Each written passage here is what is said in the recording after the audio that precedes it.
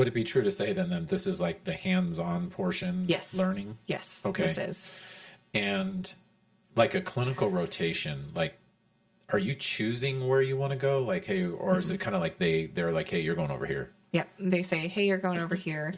You can, and they pretty much made your schedule for you.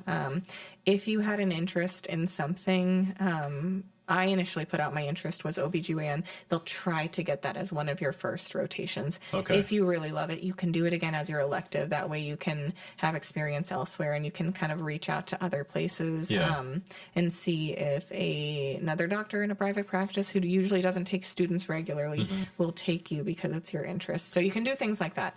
But usually it's you go here and you do this thing. So a perfect example is university-based programs. They are at university hospitals. A lot of them have every single specialty.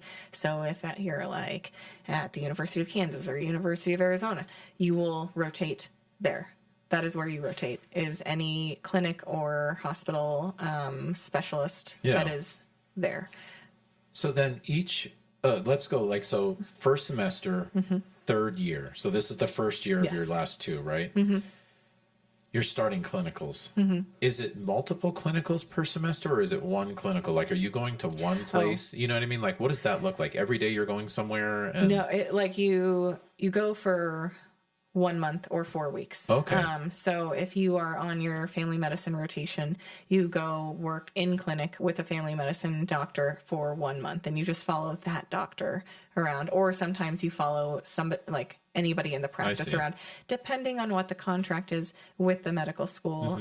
So it can look different if it's just a single doctor or all the doctors in the practice. And is this kind of like every day, like you're working that, like working there? You are working there. So for like my OBGYN rotations, I had my clinic weeks. I did 2 weeks in clinic and I only followed anybody who was in clinic.